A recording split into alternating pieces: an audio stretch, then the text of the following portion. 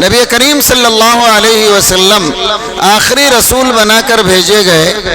نبوت یہودیوں سے 2000 سال کے بعد چھین لی گئی۔ اہل کتاب کے قبلے کو بدلنے کا وقت آ گیا تھا۔ کیوں کہ ان کے دامن پر نبیوں کا قتل کے خون کے دھبے تھے، شریعتوں سے مذاق تھا، انبیاء کو جھٹلانا اور ان کی توہین کرنا تھا۔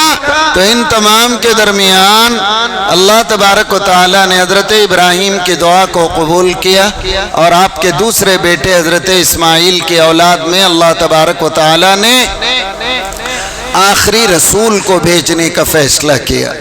اب ایک سوال پیدا ہوتا ہے، آپ بھی کر سکتے ہیں، میں بھی کر سکتا ہوں۔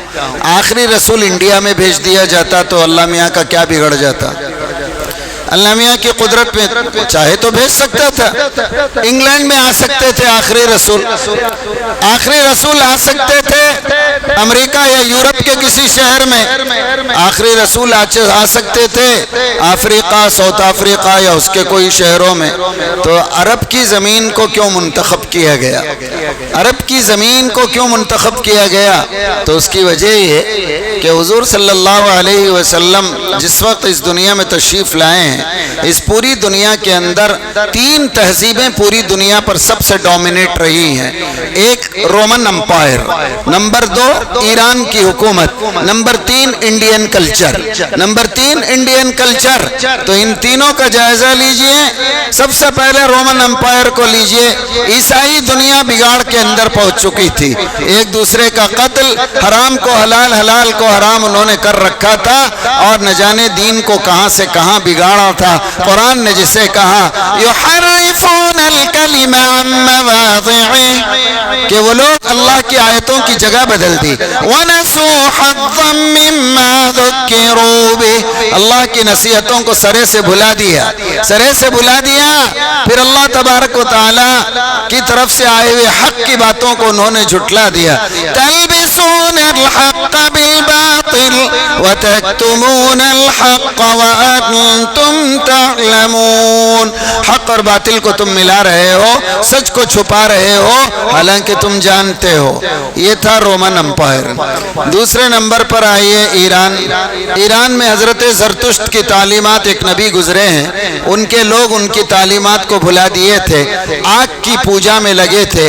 اور ایران کے اندر ایک آتش کدا ایک ایسا آتش کدا تھا، 1000 سال سے اس کی آگ نہیں بجھی تھی، 1000 سال سے آگ نہیں بجھی تھی۔ اتنا ہی نہیں، اتنے بگڑ گئے تھے کہ ایران کی اپنی تہذیب کے اندر باپ بیٹے کی شادی کو انہوں نے باپ بیٹی کی شادی کو جائز کر دیا تھا۔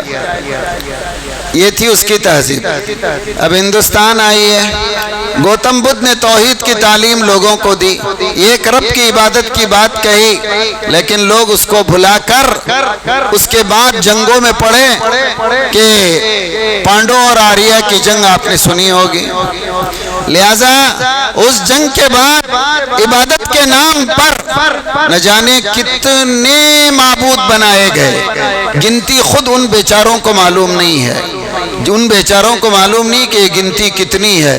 پہلے کہتے تھے 3000 ہے، پھر کہا 30,000 ہے، پھر کہا 3 لاکھ ہے، پھر کہا 30 لاکھ ہے۔ اب لیٹسٹ ان کی تیاری میں کہتے ہیں 3 کروڑ ہے۔ 3 کروڑ اگر ایک دن ایک کی عبادت کی جائے، 3 کروڑ دن کس کو زندگی میں ملتے ہیں؟ تو معلوم ہوا کہ یہاں کی یہ حالت تھی۔ یہاں کی حالت یہ تھی، عورت ستی کی رسم میں جلائی جائے، خون کے پیاسے ایک دوسرے کے رہیں، چھوت اور اچھوت کا مسئلہ چلتا رہے کہ تو اونچی ذات میں نیچی ذات۔ یہ تھی پوری دنیا کی حالت۔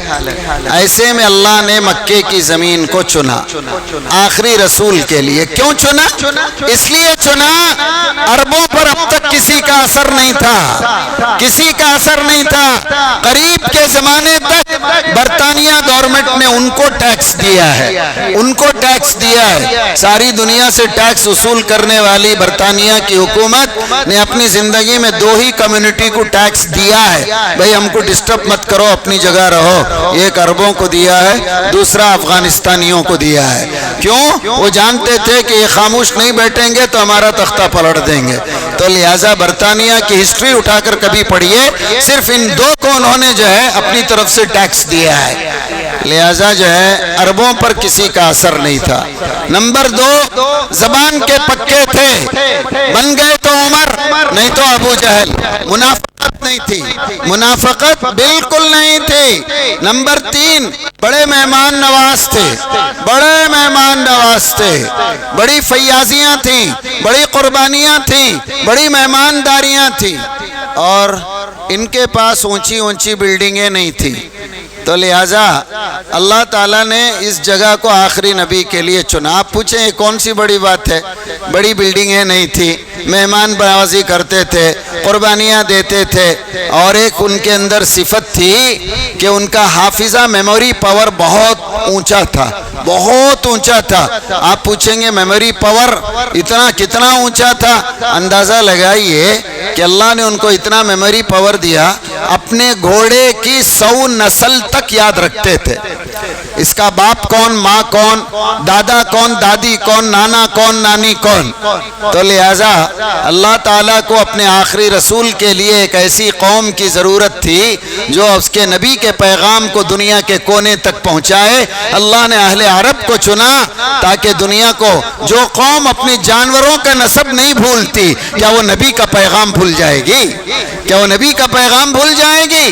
نبی کے کام کے لیے گھروں کو پکڑ کر بیٹھنے کا مزاج نہ رہے، میں کہاں جاؤں کہاں جاؤں کہاں جاؤں، دنیا سے دل لگایا نہیں تاکہ دنیا تک رب کا پیغام پہنچائے۔ اللہ نے اس لیے ان کو چنا، اللہ نے اس لیے چنا۔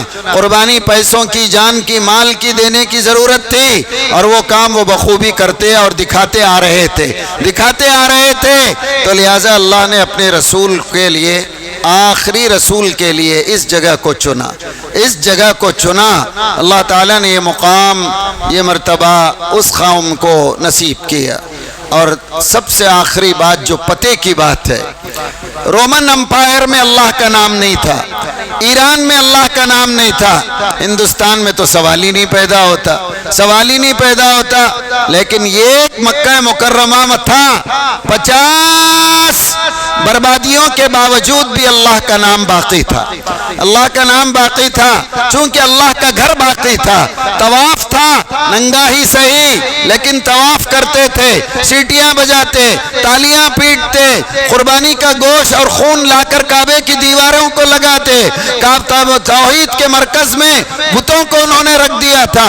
ان تمام کے باوجود خدا کی زمین پر لفظ اللہ کو اگر کوئی جانتا تھا تو صرف وہی جانتے تھے۔